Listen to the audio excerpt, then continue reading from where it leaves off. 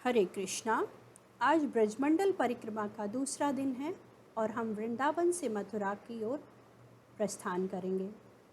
ISKCON Krishna Balram मंदिर से होते हुए हम राधा भात्रोन बिहारी मंदिर, अक्रूर ग्राम, अक्रूर घाट, बिरला मंदिर, श्री गोकर्णेश्वर महादेव, श्री कृष्ण जन्म स्थान, श्री जी धर्मशाला, विश्राम घाट, मथुरा।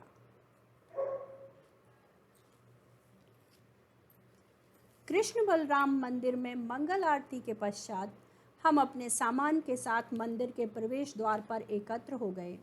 सब भक्त परिक्रमा के लिए निकल जाएंगे और उनका सामान किराए के ट्रक द्वारा हमारे खेमों तक पहुंचाया जाएगा। आने वाले 30 दिनों तक प्रतिदिन प्रातः यही व्यवस्था रहेगी।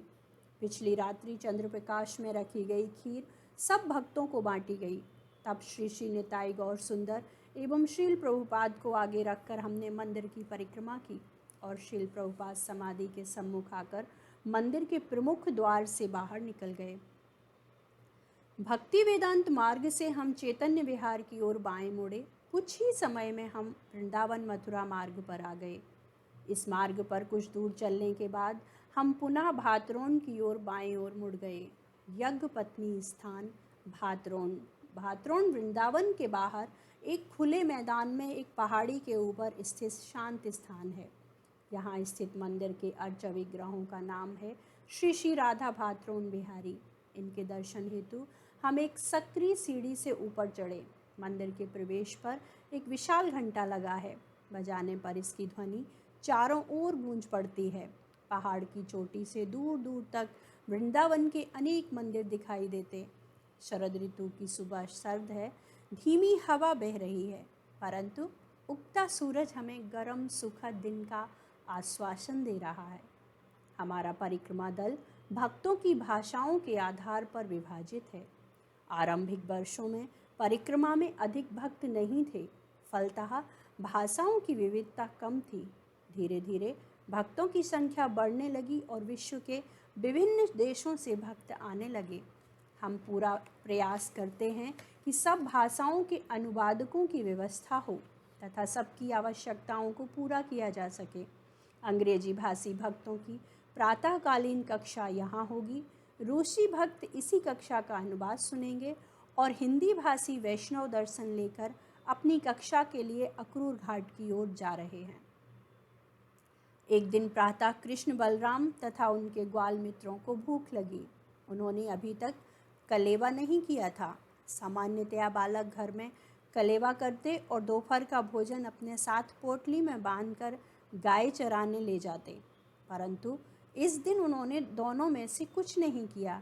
ऐसा इसलिए हुआ क्योंकि इस दिन कृष्ण घर से थोड़ा जल्दी निकल गए थे। उनके मन में अविवाहिता गोपियों के वस्त्र चुराने की इच्छा थी, जिन्होंने अभी अभी कात्यायनी देवी का व्रत पूरा किया था। हम परिक्रमा के 22वें दिन चीरघाट जाएंगे। कृष्ण के मित्रों के पास भी खाने के लिए कुछ नहीं था, क्योंकि वे श्री कृष्ण के साथ प्रातः चीरघाट के लिए निकल पड़े थे, परंतु उन्हें स्वयं से अधिक कृष्ण बलराम के भोजन की चिंता थी। अपनी भूख का बहाना करके वे कृष्ण बलराम के पास आए और उनसे कुछ भोजन की व्यवस्था करने के लिए कहा। वहाँ से कुछ ही दूरी पर कर्मकांडी ब्राह्मण स्वर्ग प्राप्ति हेतु यज्ञ कर रहे थे। कृष्ण ने अपने मित्रों को उनसे भोजन मांगकर लाने के लिए कहा। साथ ही उन्होंने बालकों को निर्देश दिया कि वे ब्राह्मणों से उनके नाम से नहीं अपितु बलराम के नाम से भोजन मांगेंगे। कृष्ण नंद महाराज के पुत्र थे और हो सकता है वे ब्राह्मण वैश्य के पुत्र को भोजन देने में संकोच करें, परंतु सब जानते थे बलराम जी वासुदेव के पुत्र हैं जो क्षत्रिय थे।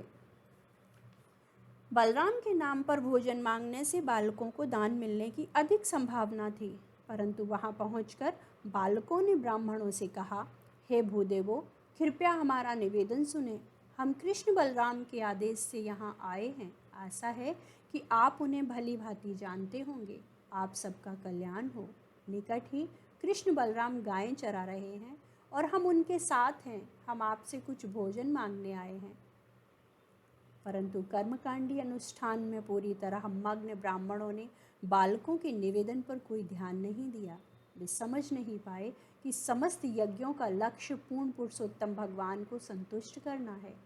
निराश होकर बालक कृष्ण बलराम के पास लौट आए और उन्हें सारा ब्यौरा कह सुनाया। कृष्ण मुस्कुराने लगे। इस प्रकार उन्होंने बालकों को ब्राह्मणों के घर जाकर उनकी पत्नियों से भोजन मांगने के लिए कहा। ब्राह्मण पत्नियां वास्तव में भगवान की महान भक्त थीं। उन्होंने तुरंत कृष्ण बलराम एवं उनके मित्रों के लिए भोजन रांधना आरंभ कर दिया और भात एवं अन्य व्यंजन लेकर उनके पास दौड़ी। इसलिए उस स्थान का नाम भातरोन हुआ।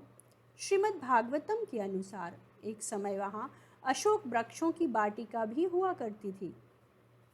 प्रवचन समाप्त हुआ और हम एक पंक्ति में सीढ़ियाँ उतरने लगे। अपने शेष दल से मिलने के लिए हम अक्रूर घाट की ओर चल पड़े। खुले मैदान में जहाँ तहाँ हरे भरे पेड़ और सादी झोपड़ियाँ पहली बार वृंदावन आए व्यक्तियों के लिए अद्भुत अनुभव रहेंगे।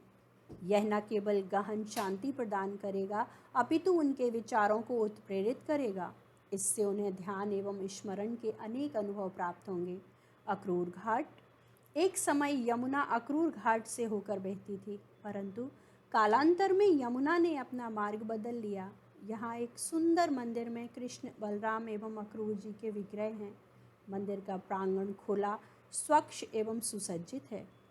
अनेक वर्षों से यहाँ राधा गोविंद स्वामी प्रवचन देते आए हैं, जिसका एक भक्त बंगाली में अनुवाद करता है। आज का दिन भी अपवाद नहीं है। हमारी परिक्रमा में मायापुर चंद्रोदय मंदिर से अनेक भक्त आए हैं। वहाँ पहुँचने पर हम भी बैठकर श्रीमद् भागवतम के 10वें स्कंद में वर्णित श्री कृष्ण एवं अक्रूर की कथा सुनने लगे।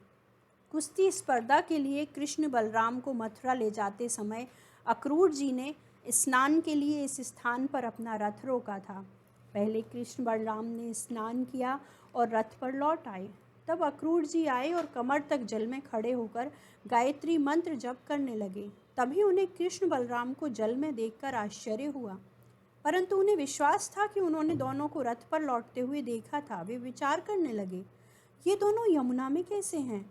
जल से बाहर आने पर उन्होंने देखा कि कृष्ण बलराम रथ पर बैठे उनके लौटने की प्रतीक्षा कर रहे हैं। अक्रूर जी भ्रमित हो गए। वे पुनः नदी के पास गए। कृष्ण बलराम नदी में थे, परंतु इस प्रकार अक्रूर जी को उनके विस्तार अंश भगवान विष्णु एवं शेषनाग के भी दर्शन मिले। चतुर्भुज भगवान विष्णु के लालिमा युक्त नेत्र कमल दल के समान प्रतीत होते थे। वे अनेक फणों वाले शेषनाग पर सुखपूर्वक विराजमान थे। चारों ओर खड़े असंख्य देवतागण एवं ऋषि उनकी स्तुति कर रहे थे। अक्रूर जी ने दोनों को सादर प्रणाम किया और अवरुद्ध कंठ से सुंदर प्रार्थनाएं करने लगे। यानि यानि रूपाणि कीर्णनार्थ विभर्षिः तेरामृष्ट सुचो लोका मुदा गायन्ति ते यशः। आप अपनी लीलाओं का आनंद लेने के लिए विभिन्न रूपों में इस संसार में प्रकट होते हैं, और जो लोग प्रसन्नतापूर्वक आपका यशोगान करते हैं, ये अवतार उनके सारे दुखों को धो देते हैं। श्रीमद् भागवतम 10.40.16। सोहम तया युगतो सम्यतां दुरापम तच्चाप्यहं भवदनुग्रह ईशमन्यये पुंसो भवेद्धरिहि संसरणापर्गसा त्वज्जब्ननाव सदुपासनया मति स्यात्। हे प्रभु, यह पतित आपके चरण कमलों का आश्रय ग्रहण करता है। यद्यपि अशुद्ध व्यक्ति आपके चरणों को प्राप्त नहीं कर सकता, परंतु मेरा विचार है कि आपकी कृपा से वह भी संभव है। हे कमलनाभ भगवान, जब व्यक्ति का सांसारिक जीवन समाप्त हो जाता है, केवल तभी वह आपके शुद्ध भक्तों की सेवा द्वारा आपकी चेतना विकसित कर सकता है। श्रीमद् भागवतम 10.40.28। इस स्थान पर यह लीला हुई, इसका एक अन्य कारण भी है। चैतन्य चरितामृत में कहा गया है, वृंदावनम परित्यज्य साकुज्जनेव गच्छति, अर्थात श्री कृष्ण कभी वृंदावन का त्याग नहीं करते। द्वारका और मथुरा में उनके वासुदेव या विष्णु विस्तार निवास करते हैं। अक्रूर घाट ठीक वृंदावन और मथुरा की सीमा पर है। इसलिए यह लीला दर्शाती है कि श्री कृष्ण कभी वृंदावन से बाहर एक पग नहीं रखते।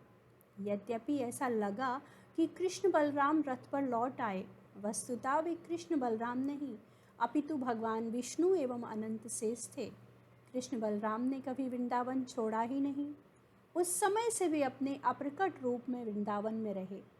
ब्रजे कृष्ण सर्वेश्वर प्रकाशे पूर्णतम, पुरीद्वये परव्यो में पूर्णतर पूर्ण। श्री कृष्ण परव्योम में पूर्ण हैं। वे मथुरा एवं द्वारका में पूर्णतर हैं और वृंदावन में पूर्णतम हैं, क्योंकि वहाँ वे अपना समस्त ऐश्वर्य प्रकट करते हैं। चैतन्य चरितामृत मध्य लीला 20.398। इस विशेष स्थान पर 2 और दिव्य लीलाएं हुई थी। पहली लीला गोवर्धन पूजा के बाद आने वाली द्वादशी को हुई। नंद महाराज एकादशी के बाद अगले दिन प्रातः जब नंद घाट पर स्नान करने गए तो वहां वरुण देव के सेवकों ने उन्हें बंदी बना लिया। हम परिक्रमा के 23वें दिन नंद घाट जाएंगे। ग्वालों की पुकार सुनकर कृष्ण बलराम अपने पिता को बचाने तुरंत वरुण लोक पहुंच गए। ब्रजवासी पहले ही कृष्ण द्वारा गोवर्धन उठाए जाने से आश्चर्यचकित थे और पखवाड़ा बीतने से पहले ही नंद महाराज को यह अद्भुत घटना देखने मिली। उन्हें अपने नन्हे पुत्रों कृष्ण बलराम को वरुण देव द्वारा सम्मानित देखकर नंद महाराज आश्चर्य में पड़ गए। घर लौटने पर नंद महाराज ने अन्य ग्वालों को सब कह सुनाया। सब ग्वाले सोचने लगे कि कहीं कृष्ण पूर्ण पुरुषोत्तम भगवान तो नहीं, वे उन्हें मुक्ति प्रदान करेंगे या नहीं। भगवान उनके मनोभाव जान गए और वे उनकी जिज्ञासाओं को संतुष्ट करना चाहते थे।